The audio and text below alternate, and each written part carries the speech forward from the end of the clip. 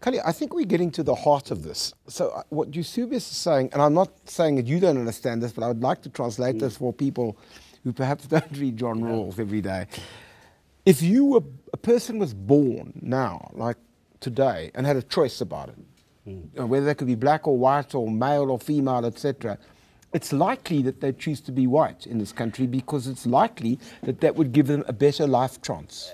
I think this is again a class issue that's being made a racial issue. If I could choose, I would choose to be the son of Patrice Motsepe and not the son of Kallie Kriel, because then I would have a much better chance. I would have funding. I would have opportunities through affirmative action. So this is a class issue. Of course, there's a huge racial overlay.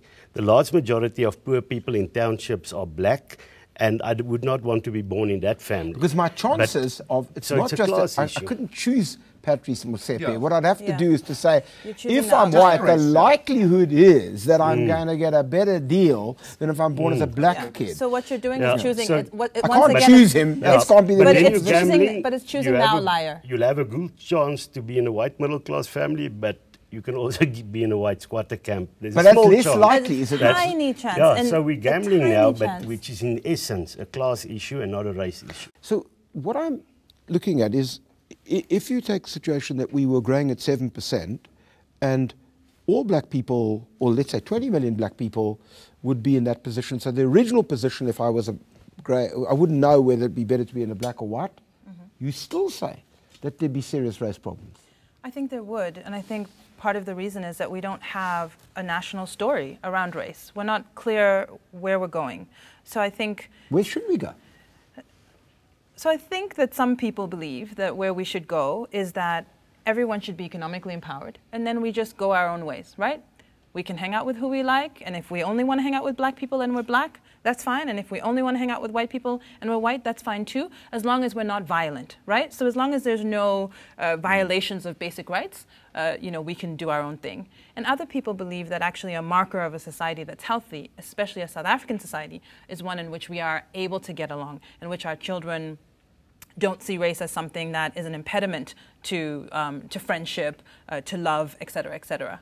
The idealist in me wants to believe that the second route is the way that we should go. But unfortunately, we're not having this conversation in 2014, 20 years ago. So what we have behind us is 20 years of, frankly, white arrogance, right? If we're going to speak, and it's important that I recognize that we speak in generalizations here, right? But generally, the narrative in South Africa has been one of white arrogance, of white resistance to black progress, and a narrative of black incompetence, black corruption, a whole range of things, right? And so with that behind us, if I'm making that decision today as a black parent who's trying to raise my child in dignity and respect and thinking, what's the best for this child to grow up healthy? I'm not sure that I want my child to risk it with conversations with white people that are going to make her feel terrible about herself. So let me ask you this. If race is a social construct, and it must be, because if I was blind, how would I know? Then why is it that kids growing up and are going to be going to schools together can't possibly transcend the problems that Sisonke is talking about? Well, I think they can, but it all depends how they are raised. If you are not raising your white kids with them understanding that talent plus effort are not the sole explanations for why they do better than their peers. But I can't believe that 5 million white people are doing that. Are raising their kids to understand that they've inherited unearned privilege. Yeah. Of course they haven't, and that's part of the problem that Sisonke is talking about.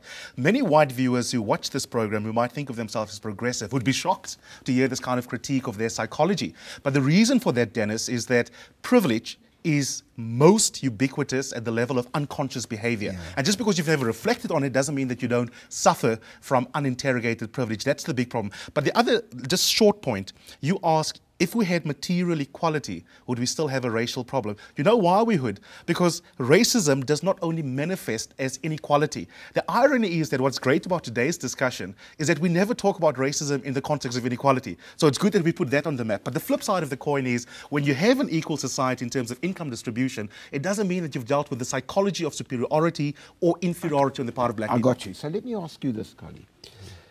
I'll give you an instance. I teach at the university.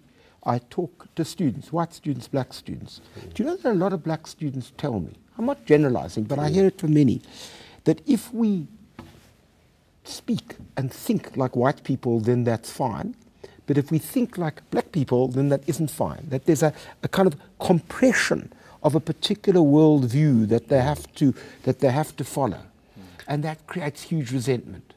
Do you accept that worldview is one which we inherited and which we haven't shrugged off? Yes, and I think the solution for that would be to promote mutual recognition and respect. If you don't respect black people and you don't and respect cultural issues, and you actually want people to be like you, then that creates a problem. But this respect should be mutual. And if we're going to say in this program, you know, we've had 20 years of white arrogance, we have white parents teaching their children all these things, but it's not a problem if black parents teach their children these whites are arrogant, then that's not mutual. So I'm saying I accept the problem that you stated. It needs to be addressed, and we have to work on all our communities to have mutual recognition and respect, but we should not have a double standards. I know you want to say something. Unfortunately, I've run out of time. You know, I've been listening to this fascinated. I'd want to do this program almost every week. I think that's what we've got to be talking about. We've got to be talking about these issues, not in the telegraphic way in which we do in television, but talking about it in a serious national way, taking it incredibly seriously.